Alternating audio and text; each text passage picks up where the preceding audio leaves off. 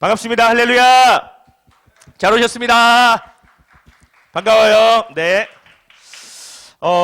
이번 한 주를 살아가면서 또 특별히 이번 주일을 맞이하면서 저만 그런지 모르겠는데 한 주 만에 전혀 다른 세상이 된 것 같은 그런 느낌을 받아요. 특별히 오늘 교회에서 성도님들하고 또 인사를 하고 이렇게 하면서 와, 되게 좀 어떤 의미에서 낯설미 느껴지더라고요. 와, 한 주 만에 이렇게 바뀌어지나? 그리고 살면서 제가 이렇게까지 마스크를 써야 되나를 고민한 적이 정말 없었던 것 같아요. 군대에서 영하 20도에 막 밖에서 막 경계 서면서도 막 하면 여기 막 김설이고 이게 싫어가지고 마스크를 안 썼는데 요새 진지하게 고민하고 있어요. 사람들이 싫어할까봐, 민폐가 될까봐. 진짜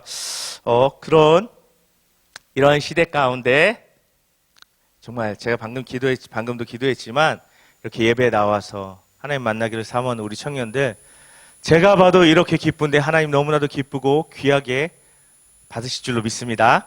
아멘. 아멘. 오늘 함께 나눌 말씀 보겠습니다. 함께 나눌 말씀 마태복음 6장 5절에서 15절의 말씀 함께 보겠습니다. 마태복음 6장 5절에서 15절의 말씀입니다. 마태복음 6장 5절에서 15절의 말씀 한 절씩 읽고 마지막 절은 합독하도록 하겠습니다. 제가 먼저 읽겠습니다. 또 너희는 기도할 때 외식하는 자와 같이 하지 말라. 그들은 사람에게 보이려고 회당과 큰 거리 어귀에 서서 기도하기를 좋아하느니라. 내가 진실로 너희에게 이르노니 그들은 자기 상을 이미 받았느니라.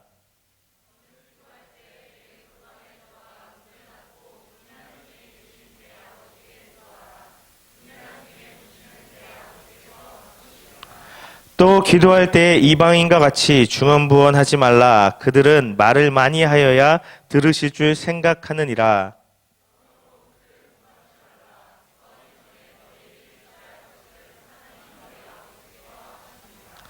그러므로 너희는 이렇게 기도하라. 하늘에 계신 우리 아버지여, 이름이 거룩히 여김을 받으시오며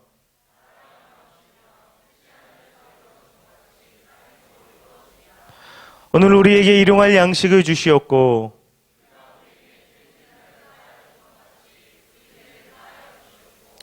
우리를 시험에 들게 하지 마시옵고 다만 악에서 구하시옵소서. 나라와 권세와 영광이 아버지께 영원히 있사옵나이다. 아멘.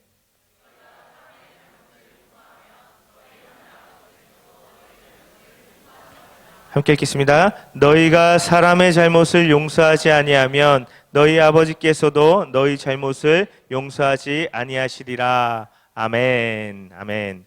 함께 읽은 이 말씀으로요, Like this 라는 제목으로 오늘 말씀을 나눠보도록 하겠습니다. 역대 미국 대통령들이요, 다른 나라 이제 정상들, 대통령들이나 총리들이나 뭐 이런 사람들을 만나면 빼놓지 않고 자랑했던 미국이 한 가지가 있다고 합니다. 그건 뭘까요? 뭐 군사, 좀 비슷하긴 한데, 물론 그런 것도 자랑하겠죠. 근데 오늘 제가 말씀드리고 싶은 거는 아닙니다. 좀 거리가 있습니다. 우리 그 정혜진 청년이 좀 잘할 것 같은데, 네, 바로 우리가 잘 아는 비행기 회사 보잉이 가진 기술력입니다. 우리나라에 이런 보잉이 있어요. 기술이 얼마나 좋은지 전 세계 대부분의 나라에서 우리나라 이 비행기를 사용하죠. 뭐 이런 식으로 자랑을 했다는 것입니다. 그런데요, 이 보잉에게 정말 씻을 수 없는 치욕 같은 일이 벌어집니다. 2018년 10월, 2019년 3월, 비교적 최근이죠. 보잉이 자랑하는 737 맥스 비행기가요, 연속으로 쾅 추락을 하게 되는 일이 벌어집니다. 미국 대통령도 그렇게 자랑하는 보잉의 비행기가요, 가까운 시간 안에 두 번이나 추락하는 일이 벌어진 겁니다. 보잉과 함께 미국의 비행기와 함께 미국의 자존심이 무너져 내리는 일이 생긴 것입니다. 그런데 이제 조사하면서 막 이런 뭐 기술적인 결함이나 뭐 소프트웨어나 여러 가지 조사를 하잖아요.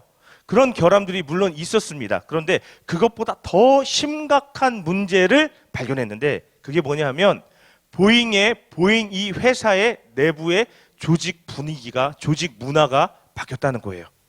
그게 무슨 말이냐니, 원래 보잉은요, 이런 회사였다고 합니다. 뭘 만들면 돈이 될까? 뭘 만들면 돈을 많이 벌 수 있을까를 생각하는 회사가 아니라 뭘 만들어 볼까? 어떤 비행기를 만들어 볼까? 그 자체, 비행기를 만들어내는 기술 개발 자체를 너무나도 중요하게 생각했던 회사라는 것입니다. 그런데 이 회사가 1997년에 이 경쟁 관계에 있던 그 맥도널드 더글라스와 합병을 하게 되는데 이때부터 보잉이 다른 회사가 되어버립니다. 맥도날드 그 두 회사가 합병되고 섞이니까요 경영진이 왔다 갔다 하는 거예요. 그러면서 이 더글라스 회사의 그 경영진들이 이 보잉의 경영진에 들어오게 됩니다. 그러면서요 이 어떤 변화가 일어나는데 먼저 눈에 띄는 변화는요 본사를 시애틀에서 시카고로 옮겨버립니다. 그러면서 시애틀에 있는 4만 명이 넘는 근로자가 있는 이 기술 개발을 하는 이 공장과 이 본사 사이의 거리가 2,700km도 넘는 거리가 떨어진 거예요. 어떤 일이 벌어질까요? 공장에서 얘기를 하면 본사에서 소통이 잘 안 되는 거예요. 이게 바로 왔다 갔다 하면서 해야 뭔가 이게 문제가 해결되고 소통이 되고 하는데 2,700km가 떨어져 있으니 이게 어떻게 되겠어요? 소통이 점점 안 되기 시작하고 그러면서 점점 현장의 소리가 경영진의 경영에 반영되지 않았던 거예요.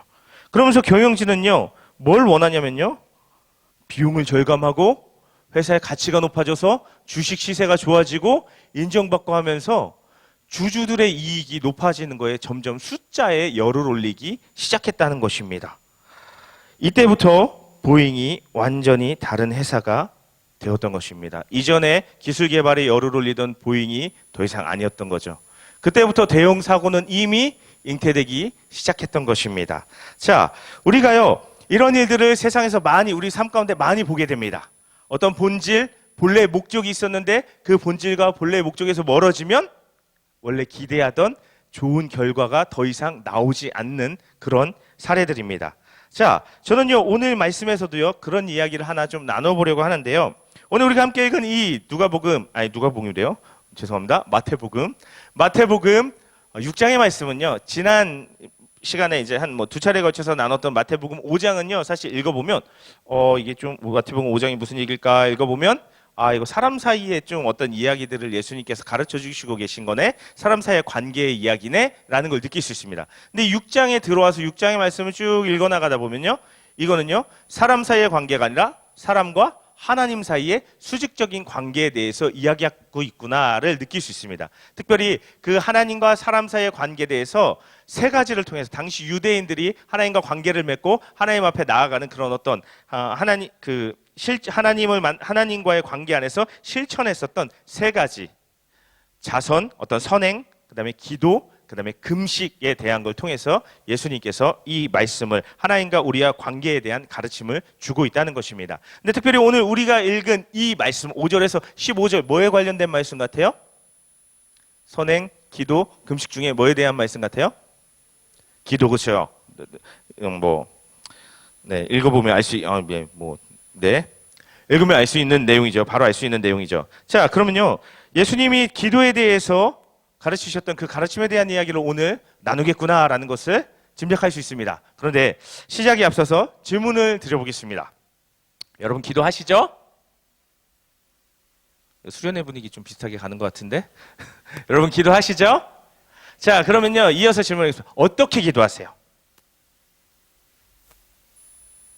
자, 질문이 좀 그렇죠? 그럼 다시 질문해 볼게요. 그러면 어떻게 기도해야 될까요?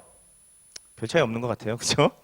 자, 어떻게 기도해야 될까요? 오늘 말씀해 보면요, 중간에 눈치채셨겠지만 예수님께서 가르쳐 주신 대로 기도해야 되겠죠. 오늘 말씀에 중간에 보면 이제 예수님께서 이렇게 기도하라 하는 그런 말씀이 나오는 걸로 봐서 예수님이 이 말씀을 통해서 예수님께서 가르쳐 주신 기도를 보면서 그대로 기도해야 된다는 생각을 하게 될 것입니다. 그래서 그걸 좀 살펴보겠는데요. 먼저 5절의 말씀을 다시 읽어보겠습니다. 사실 오늘 말씀은요, 익숙한 말씀이고 전에 들어봤던 말씀일 수 있습니다. 그런데 하나님께서 이 말씀을 통해서 주시는 도전이 있을 거라고 저는 믿습니다. 그래서 그 하나님 주시는 도전의 메시지를 함께 나누기 위해서 5절의 말씀 다시 한번 같이 읽어보겠습니다. 또 너희는 기도할 때에 외식하는 자와 같이 하지 말라. 그들은 사람에게 보이려고 회당과 어귀에서 내가 진실로 너희에게 이르노니 그들은 자기 상을 이미 받았느니라. 아멘. 자, 기도에 있어서요, 5절의 말씀이 분명히 이야기하는 걸 뭐죠?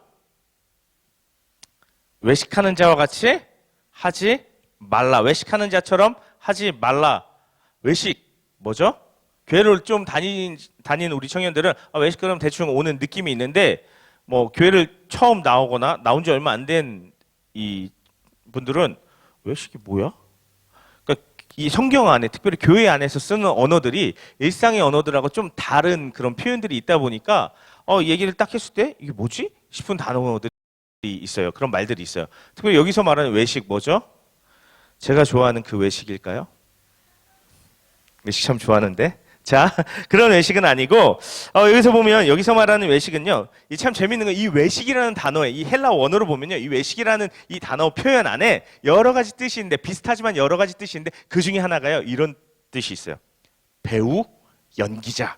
이런 뜻이 있어요. 여러분, 배우가 어떤 사람이에요? 연기자가 어떤 사람들이에요? 그 사람들이 보여주는 모습이 실제인가요? 아니에요. 실제 자기의 사람 따로 있지만 대본에 있는 거를 자기의 삶인 것처럼 연기를 하는 거잖아요. 그렇죠? 그리고 정말 그 사람이 그런 사람이 아닌데 그런 연기를 막 너무 잘하면 와, 연기 잘한다. 그렇죠? 하는 거죠. 마찬가지라는 것입니다. 이것도요. 여기서 말하는 외식은요. 그렇지 않은데 그런 척하는 어떤 척하는 것을 이야기를 하는 것입니다. 그러면 특별히 기도하는 사람이 어떤 기도에 있어서 어떤 척에 대해서 이야기하는 것인지 보겠습니다. 사람들이 그 뒤에 이어지는 말씀을 보면 사람들이 많은 회당과 큰 거리 어귀에 서서 기도하기를 좋아한다라는 거예요. 사람들 많은 데서 기도한대요. 특별히 이 당시에요.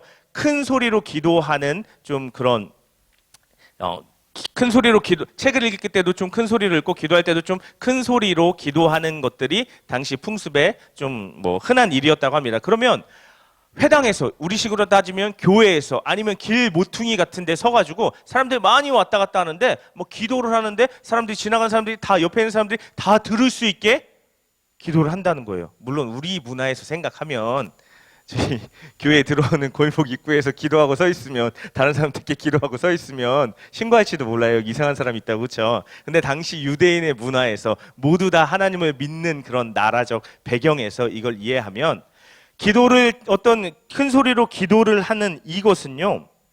여기 나온 것처럼 사람에게 보이려고 하는 거예요. 사람에게 보이려고 한다는 게 무슨 의미일까요? 사람들한테 자기가 드러나고 싶은 거예요. 사람들이 그 기도를 듣게 하고 싶은 거예요. 그러면서 무슨 반응? 오, 기도 잘하는데? 기도가 되게 은혜가 있는데? 되게 거룩한데?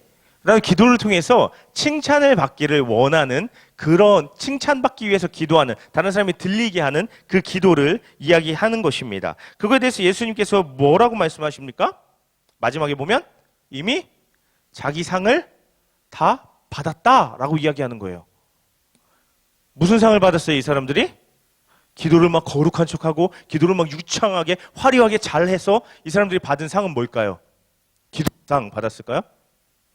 사람들이 와 잘한다, 와 거룩하다 이런 사람들이 칭찬과 인정을 받았겠죠. 그게 바로 상이라는 것입니다. 그런데 잠깐 멈춰 생각해 보겠습니다. 여러분, 기도 왜 해요?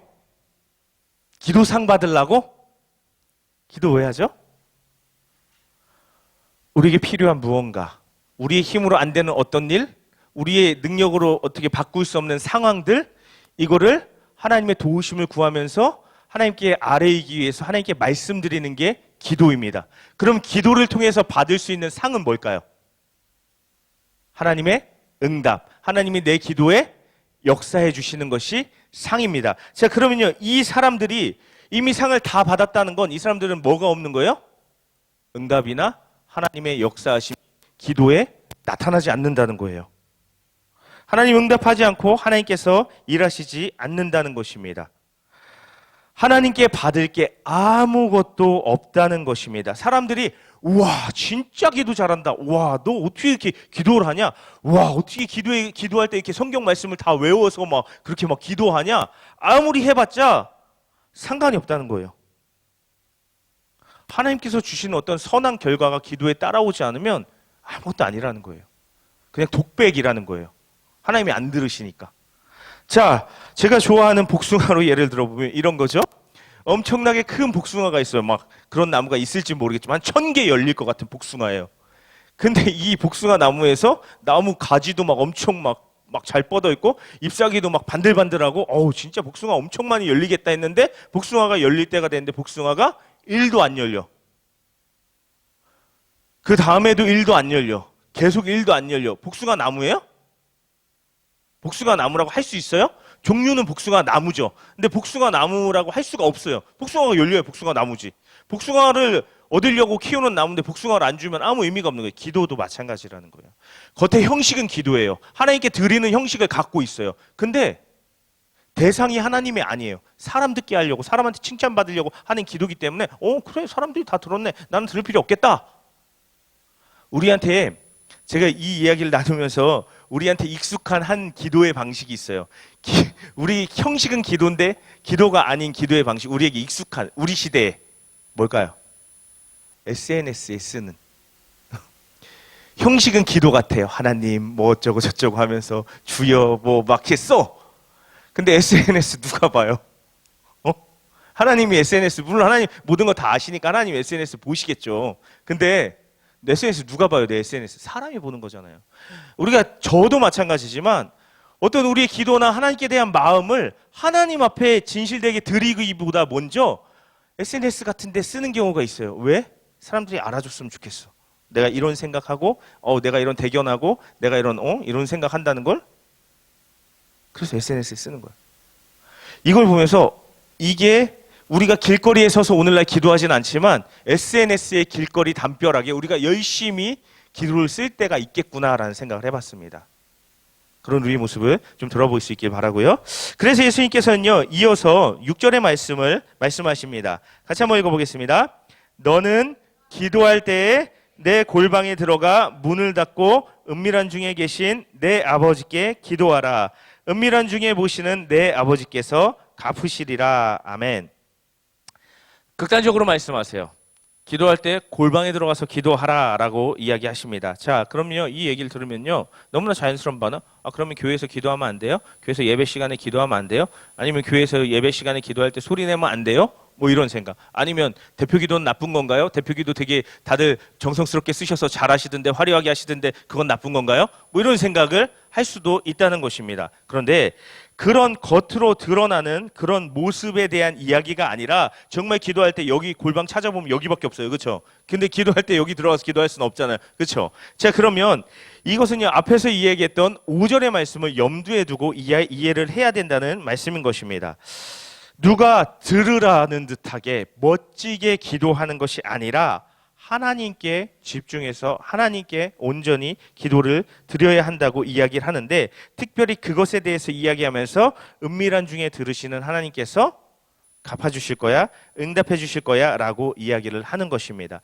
겉으로요, 진짜 사람 없는데 찾아 들어가서 기도해야 되는, 남이 못 듣게 입을 가리고 기도해야 되는 그것이 아니라 내가 중심이 누구를 향해 있느냐, 내가 누구를 의식하면서 기도하고 있느냐라는 것이 중요하다고 이야기하는 것입니다. 예를 들어서 이런 거예요. 은밀하다는 것이 뭘까요? 여러분, 은밀한 게 뭐예요? 다른 사람들 다 아는 게 은밀한 건가요? 아니요. 나하고 어떤 사람, 어떤 대상, 내가 이야기하는 그 대상만 아는 게 은밀한 거예요. 그렇죠? 그럼 이 얘기는 다시 말하면 하나님과 내가 비밀을 갖는 거예요. 내가 하나님께 어떤 내 비밀을 나누는 거예요. 여러분, 누구랑 비밀을 나누세요? 빅마우스한테 비밀을 나누시나요? 막 알리고 싶어서? 자랑하고 싶어서? 비밀 누구한테 얘기해요? 내 마음을 알아줄 수 있고, 물론 잘 지켜줄 수 있는 사람도 그렇지만 내 마음을 알아줄 수 있고 내 마음을 이해하고 나와 마음이 통하는 사람에게 비밀을 말하잖아요. 마찬가지예요. 여기서 은밀하게 하나님 앞에 나아가서 기도한다는 것은 하나님과 마음을 나누며 하나님과 이 친밀함 가운데 기도하는 것을 이야기한다는 것입니다. 사람한테 드러내고 사람에게 들리게 하고 사람에게 인정받으려는 게 아니라 하나님 앞에 가서 하나님과 마음을 나누면서 기도할 수 있어야 한다. 그 기도에 하나님께서 응답해 주시고 갚아 주신다라고 예수님 가르쳐 주시는 것입니다. 그리고 또 한 가지 기도에 대해서 예수님 말씀하시는데 7절의 말씀을 보겠습니다. 함께 읽어보겠습니다. 또 기도할 때에 이방인과 같이 중언부언하지 말라. 그들은 말을 많이 하여야 들으실 줄 생각하느니라. 중언부언 많이 들어봤던 얘기일 거예요. 한 번쯤은 들어봤을 거예요. 교회 다니면서. 중언부언 막 얘기 막 하는 거예요. 말도 안 되는 얘기를 막 계속 막 얘기하는 거예요. 뭐 의미도 없는 얘기를 막 하는 거예요. 뭐 가장 흔한 예는 막 주문 외우는 거예요. 막 마술사, 마법사들이나 막 어떤 이 사람들이 다른 막 좀 그 어떤 우상을 섬기는 사람들이 막 하는 것처럼 막 무슨 말인지도 모르는데 막 주문을 막 외우는 그런 거. 아니면 어린애들이 의미도 모르고 막 따라 부르는, 따라하는. 아니면 또 더 이제 더 좀 극단적인 예로는 앵무새가 떠드는데 아무런 의미도 모르고 막 계속 쉬지 않고 막 떠드는 그런 것 정도로 생각해 보면 좋을 것 같습니다. 자, 그런데 이 중언부언이라는 건 왜 한다고 나와 있습니까? 이 7절의 말씀에 말을 많이 하여야 들으실 줄 생각한다는 것입니다. 근데 중요한 거는 당연히 이 말씀에서 강조하고 싶은 건 그냥 무턱대고 말을 많이 하는 게 중요한 게 아니야 라고 이야기하는 것입니다. 아무 의미도 없는 말, 주절주절 계속해서 하는 이야기를 하나님께서 들어주시지 않는다는 거예요. 자, 생각해 봅시다. 우리도요, 누군가가요, 우리한테 계속 어떤 정말 별로 듣고 싶지 않고 알고 싶지 않은 이야기를 계속 이야기를 한다는 거예요. 끊임없이 얘기를 한다는 거예요. 이런 친구들이 전화해서 보통 이렇게 얘기해요. 막 통화하면서 근데 있잖아 수도 없는 근데 있잖아를 얘기합니다. 나는 관심이 없는 근데 있잖아를 계속 얘기한다는 거예요. 듣고 싶지 않아요. 전화 끊고 싶어요. 마찬가지예요. 하나님한테 우리가요, 하나님 별로 의미도 없는 얘기를 하나님 근데 있잖아 하면서 계속하는 그런 게 중언부언일 수 있다라고 이야기를 하는 것입니다. 그 의미를요, 좀 더 정확하게 이야기하고, 그래서 하나님께서 무엇을 말씀하시기를 원하시는지를 8절 말씀을 통해서 더 나눠보겠습니다. 8절 말씀 함께 읽어보겠습니다. 그러므로 그들을 본받지 말라. 구하기 전에 너희에게 있어야 할 것을 하나님 너희 아버지께서 아시느니라. 아멘. 사실 이 말씀은요, 여러분 이 말씀을 읽으면서 굉장히 기쁘지 않아요? 왜 기쁠까요? 뭐 앞에 그들을 본받지 말라가 있긴 하지만 하나님이 이미 우리에게 있어야 할 것을 다 아신대요. 그리고 앞에 사람 얘기 들어보니까 이 사람 이런 사람 닮으면 안 돼? 어떤 사람? 막 기도를 막 오래 하고 많이 하고 막 계속 주저리주저리 하는 사람. 근데 여기서 그 사람들 본받지 마 그래놓고 하나님이 다 아셔. 그럼 우리는 어떤 생각을 해요? 자연스럽게 하나님 다 아시니까 안 해도 되는구나. 기도 많이 안 하고 살았는데 그냥 그래도 되는 거구나 라는 위안감, 안도감을 느낄 수가 있는데 사실 그런 의미는 아닙니다. 자, 여기 보면요, 하나님께서는 구하기 전에 우리에게 있어야 할 것을 다 아신다는 거예요. 그래서 기도하기 전에 다 아시니까 기도하지 않아도 된다, 그런 건 아니고요. 눈치 빠른 청년들은요, 발견할 수 있을 수도 있는데 5절과 7절에는 없는데 6절과 8절에는 있는 표현들이 있어요. 5절 한번 볼까요? 자, 5절 너무 길다. 7절 한번 볼게요. 죄송해요. 예. 또 기도할 때 이방인과 같이 중언부언하지 말라. 그들의 말을 많이 하여야 들으실 줄 생각하느니라 라는 이 말씀을 생각하면서 6절 말씀 한번 볼게요. 너는 기도할 때 내 골방에 들어가 문을 닫고 은밀한 중에 계신 내 아버지께 기도하라. 은밀한 중에 보시는 내 아버지께서 갚으시리라. 8절도 보여줄래요? 그러므로 그들을 본받지 말라. 구하기 전에 너에게 있어야 할 것을 하나님 너희 아버지께서 아시느니라. 6절과 8절엔 공통적으로 나오는데 7절에 없었던 거 뭐 있죠? 아버지. 맞아요. 아버지라는 거예요. 그것이 기도의 핵심이라는 것입니다. 이 아버지라는 표현에 기도의 핵심이 담겨 있다는 것입니다. 무엇이냐면 하나님과 우리 사이의 인격적인 관계를 이야기하는 거예요. 위선적인 사람도 이방인들도 이 사람들은 하나님과 직접적인 인격적인 관계가 없는 사람들이라는 거예요. 하나님과의 인격적인 관계를 근거로 기도하는 사람들이 아니라는 거예요. 다만 비인격적으로 기계적으로 내가 기도하면 주겠지. 자판기 버튼 딱 누르면 음료수 뚱 떨어지는 것처럼 내가 기도 넣으면 응답 떨어지겠지 라고 생각하는 그런 비인격적인 것을 지적하는 것이고, 하나님과의 인격적인 아버지와 자녀의 관계가 기도 응답과 하나님과의 대화와 하나님의 역사의 필수적인 조건이라는 것을 이야기하고 있다는 것입니다. 하나님은 적당히 말을 많이 해서 멋들어진 말을 해서 하나님을 달래거나 우리가 원하는 반응을 끌어낼 수 있는 그런 기계적인 분이, 비인격적인 분이 아니라는 것입니다. 하나님이 내 기도에 대해서 어떻게 느끼시는지 상관없이 일방적으로 막 내가 원하는 거 다 쏟아내는 게 기도가 아니라고 오늘 우리에게 말씀하시는 것입니다. 그것은요, 하나님을 인격적으로 대해드리는 것이 아니라, 하나님을 존중해드리는 것이 아니라, 더 나아가서 하나님을 무시할 수 있는 행동이라는 것입니다. 중요한 건 마음의 중심의 믿음의 태도라는 것입니다. 하나님이 내 인격적인 아버지라는 것을 신뢰하고 기도하는가라는 것입니다. 인격적으로 교제하고 관계를 나눌 분인가, 아니면 내가 무언가를 받아내야 할, 내가 무언가를 좀 더 극단적으로 얘기하면 뜯어내야 할 대상으로 생각하는가의 차이라는 것입니다. 아버지를 대하듯이 신뢰함과 존중함으로 기도할 수 있어야 한다는 것입니다. 우리가요, 우리의 기도를요, 분별할 수 있는 방법이 있어요. 아버지께 하는 것처럼 인격적인 신뢰를 갖고 기도하는가, 아니면 기계적으로 비인격적으로 기도하는가. 어떻게 판단할 수 있냐면요, 내가 기도한 대로 하나님께서 안 들어주셨을 때 내 반응을 보면 알 수 있어요. 내가 원하는 걸 하나님께 구했는데 하나님께서 주실 때는 누구나 다 좋습니다. 그런데 내가 원하는 것을 하나님께서 안 주셨을 때 분노하고 화를 내고 원망하고 하나님 안 믿을래요, 하나님 떠날래요 하는, 이거는요 인격적인 관계가 아니에요. 그런데 나에게 주시지 않아도 선하신 내 아버지, 나를 누구보다 사랑하신 아버지께서 안 주실 땐 이유가 있겠지라고 하나님의 뜻을 기다릴 수 있는 그 사람은 하나님과 인격적인 아버지와의 관계, 아버지와 자녀 가운데 관계 가운데 있다는 거예요. 우리가 우리의 기도를 피드백해 볼 수 있어요. 기도 응답이 되지 않았을 때 우리의 모습, 우리가 원하는 대로 응답되지 않았을 때 우리의 모습을 보면서 피드백해 볼 수 있어요. 자, 어쨌든요, 인격적인 관계의 기도가 믿음의 태도에 달려있다는 것입니다. 그런데 여기로부터 예수님께서 더 본격적으로 더 깊은 기도에 대한 가르침을 시작하십니다. 기도의 심화편이라고 할 수도 있고요, 기도의 실제편이라고 할 수 있는 그러한 가르침이 시작됩니다. 바로 9절부터 이어지는 그런 말씀인데요. 어디서 많이 봤죠? 그렇죠. 교회 나온 지 막 한 1주, 2주, 한 달 되지 않는 한 이거 다 알죠? 9절부터 이어지는 말씀 뭐죠? 주기도문, 그렇죠? 주기도문 말씀입니다. 성경에서 유일하게 예수님께서 직접 가르쳐 주신 기도, 너희들 이렇게 기도해 라고 말씀해 주신 그 기도입니다. 이 주기도문이 어떻게 시작하고 있어요? 마찬가지예요. 하늘에 계신 우리 아버지여로 시작한다는 거예요. 기도는요, 아버지와의 우리와의 관계를 근거로, 신뢰를 근거로 인격적인 그 관계를 통해서 시작된다는 거예요.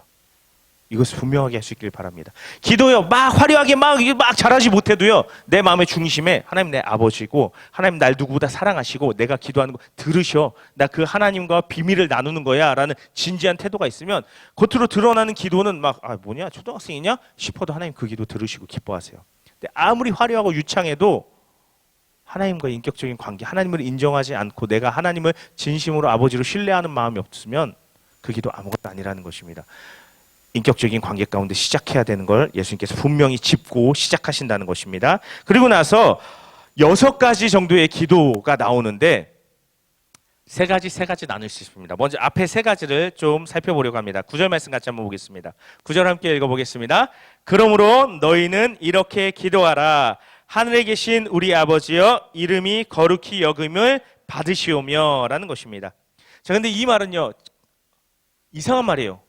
왜냐하면 이름이 거룩히 여김을 받으시오며 라는 것은, 자, 제가 누군가에게 뭐를 줄까요? 만약에 지금 생각나는 게 이거밖에 없어서 그래요. 되게 유치하지만 그냥 이해하고 들어주세요. 애경이가 회장이잖아요. 근데 애경이가 회장이 아니라고 생각해 볼게요. 근데 제가 애경이한테 너 회장을, 표현도 이상해. 얘를 갑자기 생각해서 그런가 봐요. 자, 애경이한테 너 회장 받아라라고 했다고 생각해 봅시다. 그러면 반사 이런 거 없어요? 자, 그러면 제가 애경이한테 너 회장 받아라 이렇게 준다는 건 애경이가 회장이에요, 아니에요? 아닌 거예요. 그렇죠? 없으니까 주는 거잖아요. 자, 근데 여기 이 표현이 뭐냐면 이름이 거룩히 여김을 받으시오며라고 얘기하는 거는 거룩히 여김을 받으세요? 하나님의 이름이 거룩히 여김이 없다는 의미로 생각될 수 있는 좀 희한한 표현이라는 거예요. 그렇죠? 근데 지금 예수님께서는 이 말씀을 지금 하고 계신 거예요. 그럼 그것은요, 더 깊은 의미가 있다는 거예요. 하나님의 이름은 원래 거룩한데, 하나님은 거룩하신 분인데, 근데 그것이 이 세상 가운데 지금 인정되지 않고 있다는 거예요. 세상 사람이 하나님의 이름을 거룩하게 인정하고 받아들이고 고백하지 않는다는 거예요. 근데 하나님의 이름이 이 땅 가운데 모든 사람 가운데 인정되길 원합니다. 모든 사람이 하나님을 인정하기를 원합니다. 하나님을 경외하기를 원합니다. 라고 기도하기를 예수님께서 가르쳐 주시고 계시다는 것입니다. 그리고 나아가서 10절 말씀 보겠습니다. 함께 읽어보겠습니다. 나라가 임하시오며 뜻이 하늘에서 이루어진 것 같이 땅에서도 이루어지이다. 하나님의 나라가 이루어지기를 구하는 것입니다. 하나님의 나라는 무엇이라 그랬죠? 하나님의 다스리심, 하나님의 통치하심이라 그랬어요. 하나님의 통치와 다스림이 이 땅 가운데 이루어지기를 원하는 거예요. 자, 그러면 하나님 빨리 천국 와서 다 끝났으면 좋겠어요. 이런 기도일까요? 아니요. 물론 그 의미도 있지만 지금 하나님의 나라의 모습이 없는, 하나님의 선하신 다스림이 없는, 그래서 아픔과 상처와 이런 고통이 있는 이런 세상 가운데 하나님의 나라가, 하나님의 다스리심이 침투되기를 원합니다.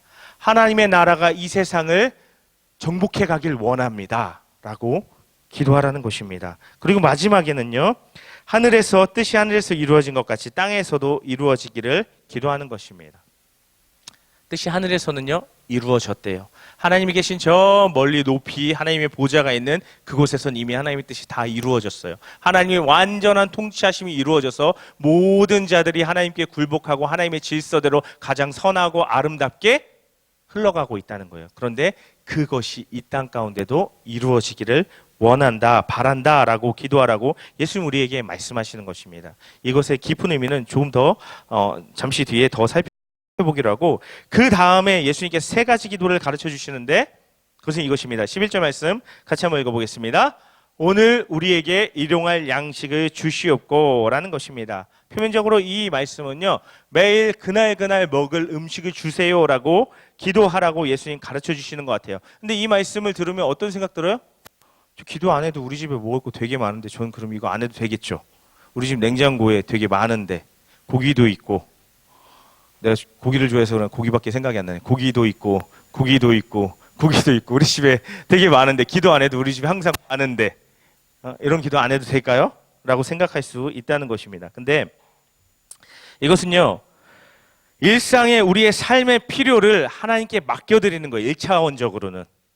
여기 나온 것처럼 음식이 필요하면 음식을 구하고, 돈이 필요하면 돈을 구하고, 어떤 실제적인 구체적인 이 땅을 살아갈 때 우리가 필요한 어떤 것을 구하라라는 것이 1차적인 의미입니다. 그런데 또 하나는요, 우리가 날마다 살아가는 데 있어서 필요한 영적인 은혜, 영적인 도우심을 구하라는 것입니다.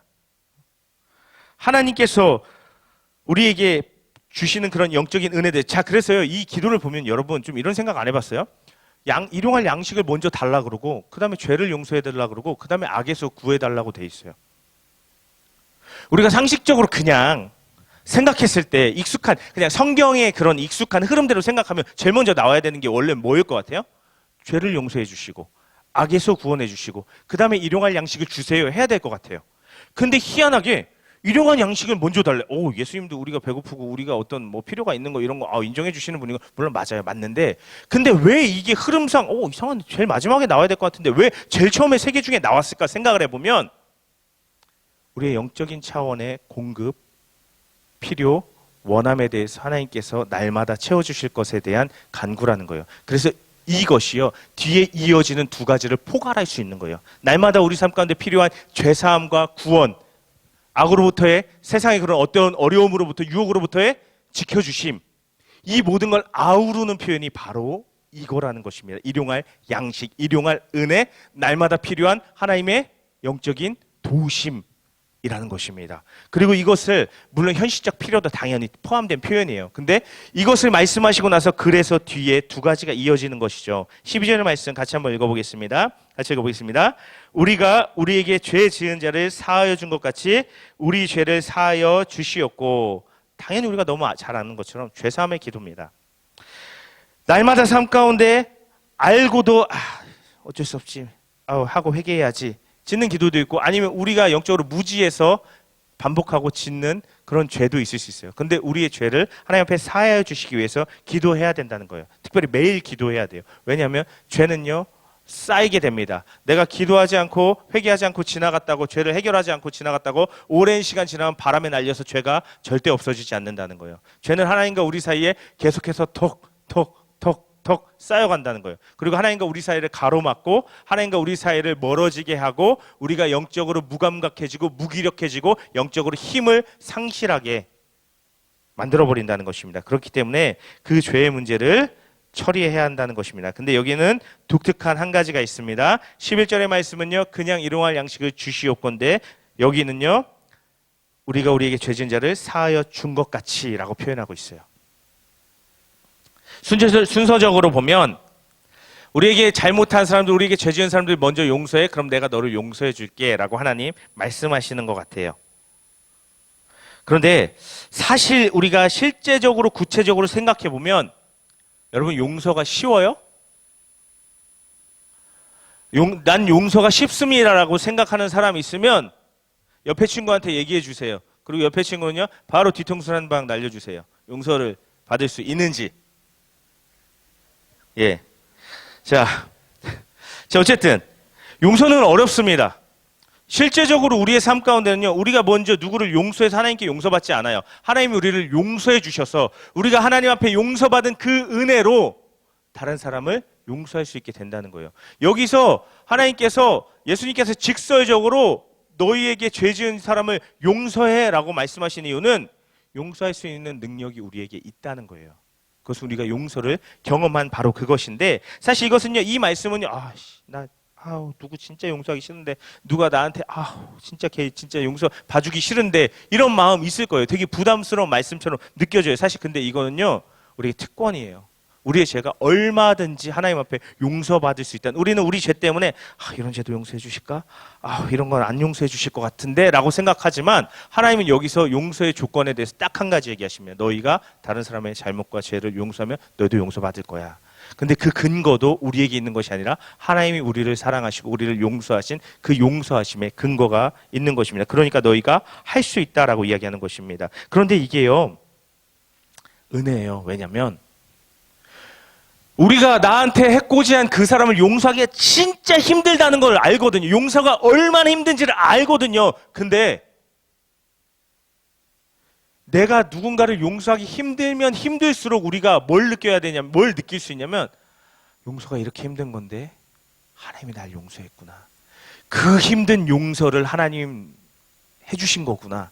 내가 내 옆에 있는 사람, 이 정말 작은 거 아무것도 아닌 말 한마디, 행동 하나, 표정 하나에 용서하기 싫은데 나는 내 삶 전체가 하나님 앞에 싫은, 미운 그런 존재일 텐데 하나님이 날 용서했구나. 내가 누군가를 용서하려고 할 때 용서가 힘들면 힘들수록 내가 하나님께 받은 용서가 얼마나 크다는 것을 그때야 비로소 깨닫게 된다는 것입니다. 그리고 나서 그 용서하는 하나님의 마음을 알고 헤아리고 은혜를 경험하며 그 마음을 우리가 닮아갈 수 있다는 거예요. 우리가 용서할 수 있는 존재로 옮겨가고 바뀌어질 수 있다라는 것입니다. 그리고 하나님께서 그러한 우리의 바뀌어지는 모습을 기뻐하신다는 거예요. 그리고 우리를 용서하시고 더 큰 사랑으로 우리를 용납하시고 안아주시고 무제한적으로 용서해 주신다는 그 말씀인 것입니다. 그리고 마지막으로요 13절의 말씀 함께 보겠습니다. 13절 말씀 함께 보겠습니다. 우리를 시험에 들게 하지 마시옵고 다만 악에서 구하시옵소서. 여기까지만 보겠습니다. 시험에 들게 하지 마시고 악에서 구해주세요. 무슨 말일까요? 이거 앞에서 얘기했던 거랑 비슷한 거 아니에요? 악에서 구해주세요. 내가 악에 빠질까봐, 죄 지을까봐 지켜달라고 하는 거예요? 물론 그런 측면도 있습니다. 근데 이건요, 이런 의미입니다. 나는 하나님을 믿고 용서함을 받고 하나님을 사랑하고 하나님 나라의 가치관으로 이 땅을 살아가지만 이 세상은 그렇지 않아요. 하나님 나라가 이루어져 있지 않기 때문에 끊임없이 시험과 유혹과 악이 우리 앞에 펼쳐지는 거예요. 우리 앞에 시험과 유혹이 찾아오고 우리를 괴롭히고 우리를 힘들게 하는 악이 있다는 것입니다. 그러한 세상으로부터 하나님 우리를 지켜주십시오. 보호해 주십시오라는, 하나님 우리는 이 유혹에 넘어가지 않을 힘이 없습니다. 하나님 우리는 이 악을 감당하고 이겨낼 수 있는 능력이 우리에게는 없습니다. 우리는 연약합니다. 하나님 그 연약한 우리를 지켜주십시오. 하나님 앞에 나를 지켜주실 것을 부탁하고 의탁하는 그런 기도라는 것입니다.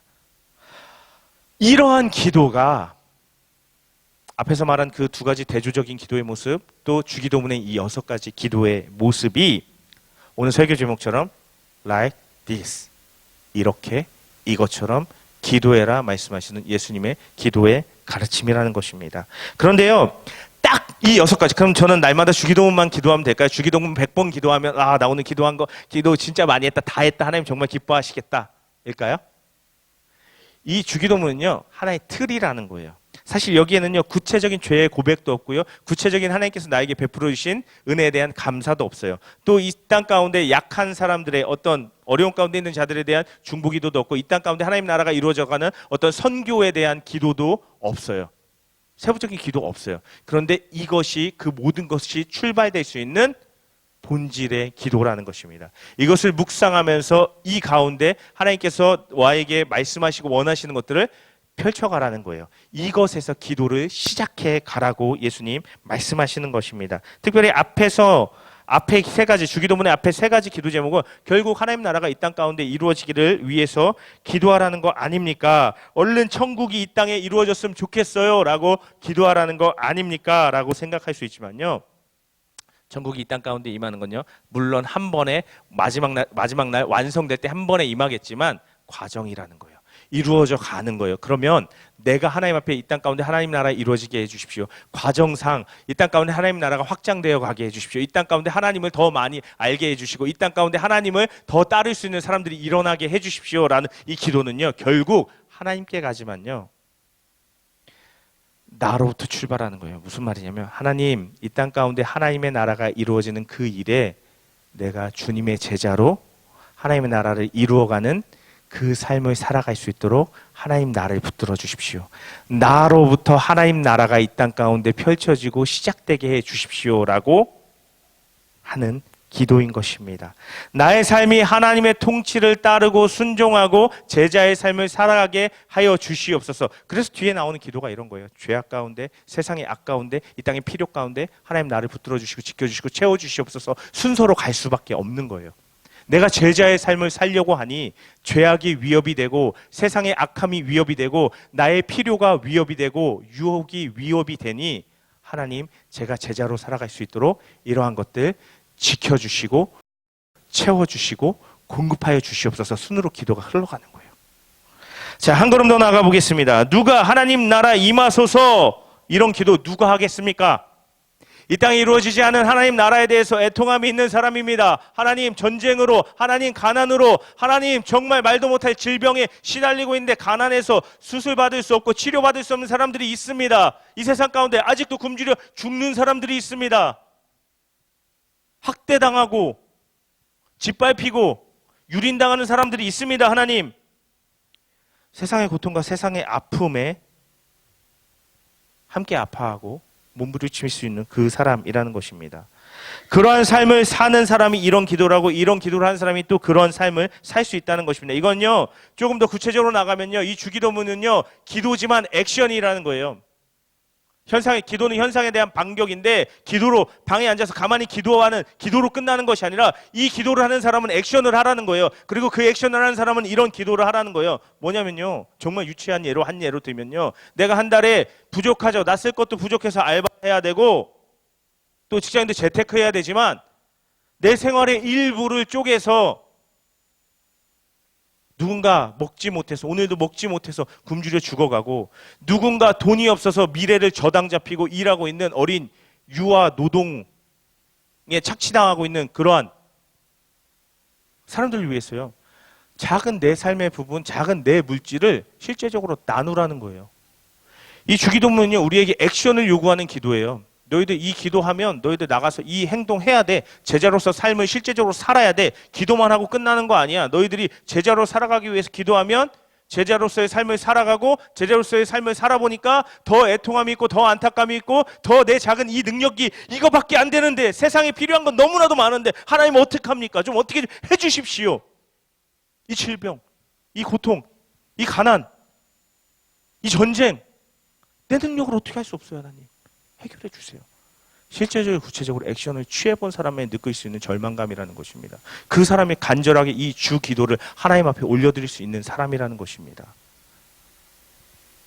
하나님 우리에게 특별히 이 주 기도문을 통해서요, 제자가 되는 삶을 소망하고 그 제자가 되는 삶을 살아가는 가운데 하나님의 채우심을 경험하고 또 실제적으로 구체적으로 삶 가운데 기도한 바를 행하고 액션으로 나타내기를 예수님 가르치고 계시다는 것입니다. 그때 예수님이 말씀하신 이렇게 기도해 like this의 기도가 예수님께서 네 기도 좋아 like this가 될 줄로 믿습니다. 이거를 의도한 거였어요?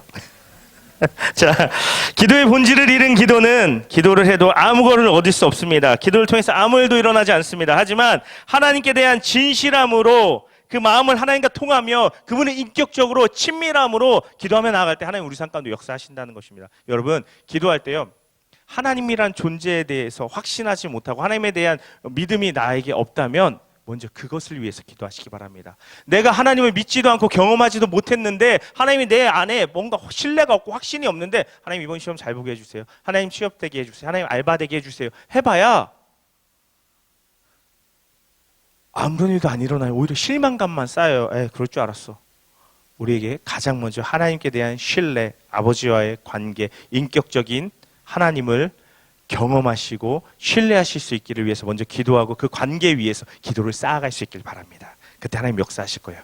그리고 더 나아가서 주기도문의 기도처럼 하나님의 뜻이 이루어지기를 사모하는 기도, 그것을 위해서 내가 행함으로 나아가는 기도를 드릴 수 있길 바랍니다. 그 가운데 또 하나님께서 나를 책임지시고 지키시고 보호하시고 공급하시고 인도하시는 손길들을 경험해 갈 수 있기를 간절히 바라고 축복합니다. 그래서 우리 기도가요, 일상 가운데 하나님의 손길을 경험하는 친밀함의 기도가 되고 그것을 넘어서서 나를 넘어서는 하나님의 나라가 나의 삶 가운데 펼쳐져 가고 이루어져 가는 다이나믹한 기도의 다이나믹함을 경험하게 되시는 저와 여러분 되시기를 간절히 바라고 축복합니다.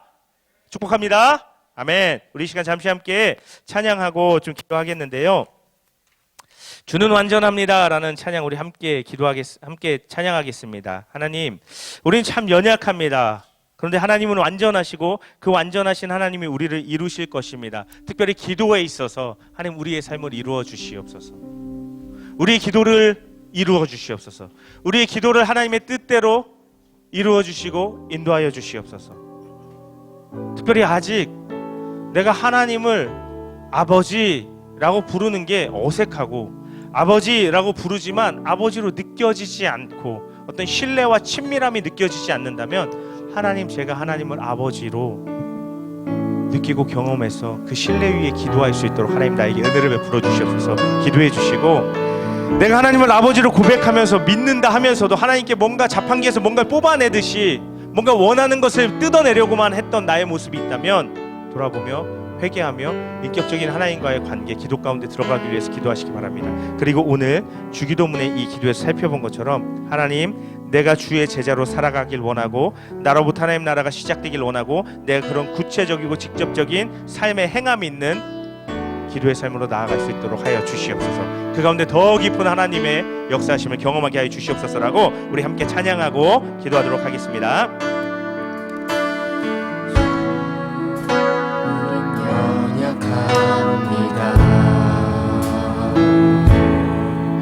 우린 오늘을 힘겨워합니다.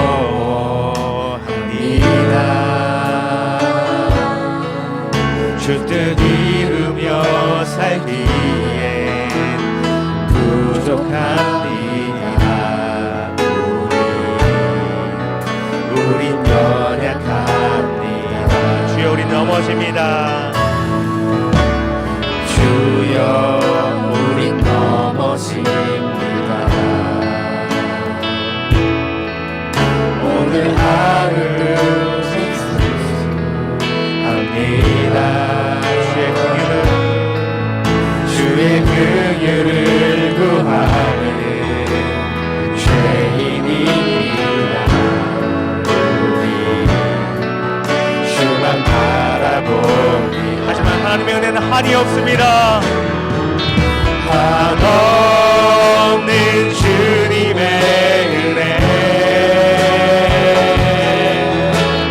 온 세상 위에 넘칩니다. 가릴 수 없는 주 영광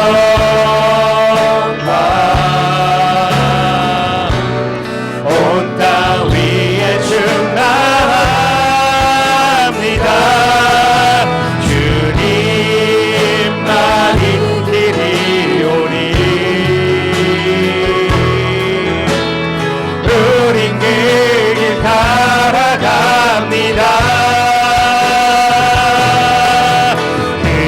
그날에 우리 이루신 주를 한번 고백합니다. 한없는 주님의 은혜,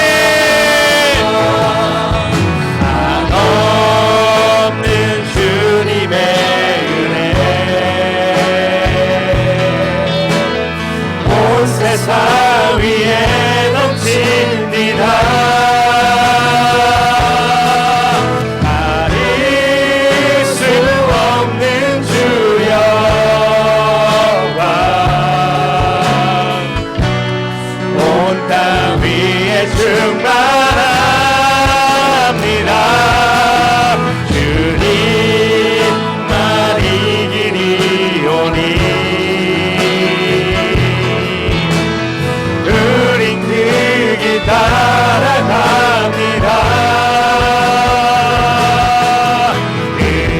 그날에 우리 이루신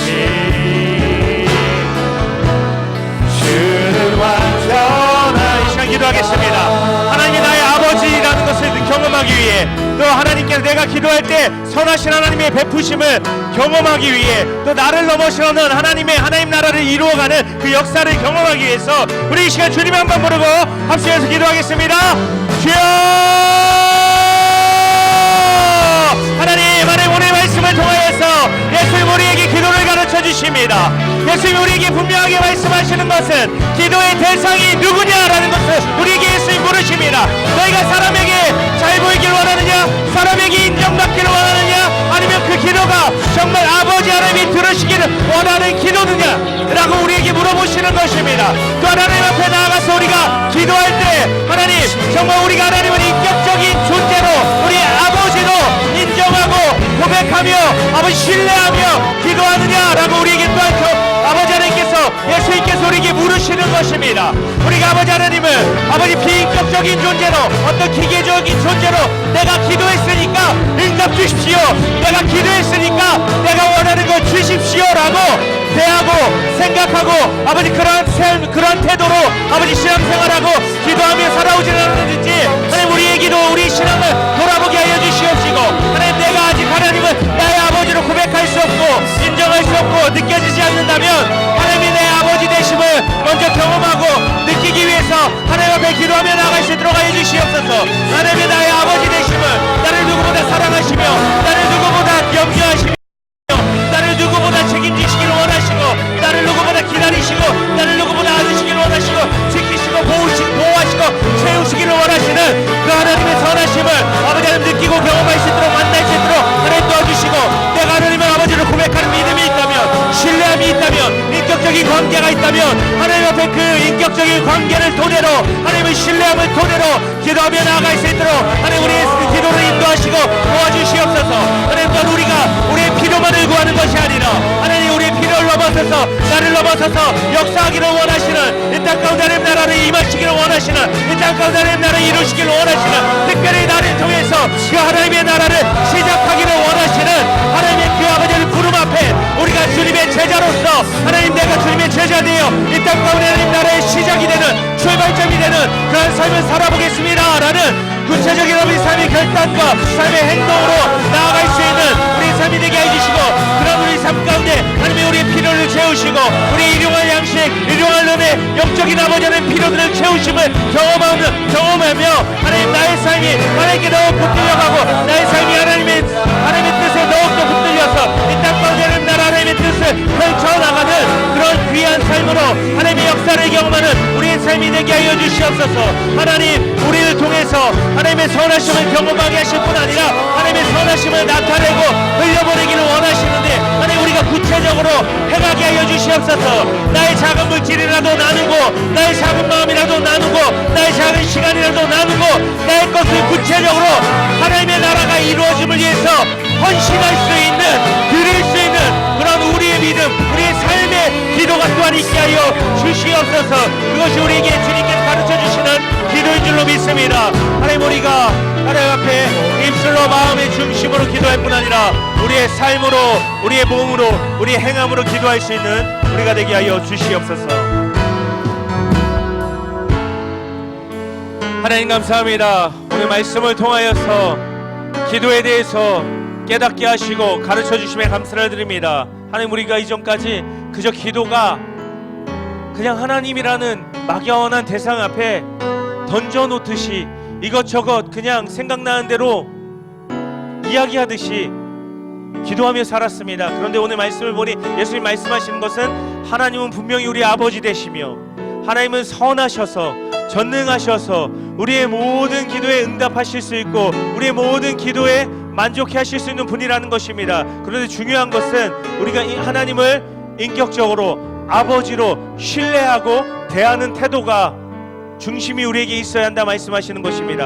하나님 우리가 하나님을 아버지로 경험하고 신뢰하고 그 관계 가운데 하나님 앞에 기도하며 나아갈 수 있는 그것으로 응답받을 수 있는 하나님의 역사들을 경험할 수 있는 우리의 삶이 되게 하여 주시옵소서. 또한 하나님 우리가 우리를 넘어서는 이 땅 가운데 하나님 나라가 임하기 위한 그 일을 위해서 기도하며 또 헌신하며 그 가운데 또 하나님께서 우리를 책임지시고 우리를 채우셔서 우리를 통해 하나님 나라를 시작하시는 역사를 경험하게 하여 주시옵소서. 하나님 우리의 옹졸하고 우리의 작은 마음을 깨트려 주시고 우리 마음의 옥합을 깨트려 주셔서 우리가 가진 작은 것 우리가 가진 작은 물질 작은 시간 작은 노력 작은 재능 기꺼이 누군가 필요한 자들에게 나눌 수 있는 주기도문이 삶 가운데 체화되고 이루어질 수 있는 삶이 기도가 되는 또한 그런 삶으로 우리가 나아갈 수 있도록 그런 기도로 우리가 나갈 수 있도록 하나님 우리를 붙들어 주시고 인도하여 주시옵소서.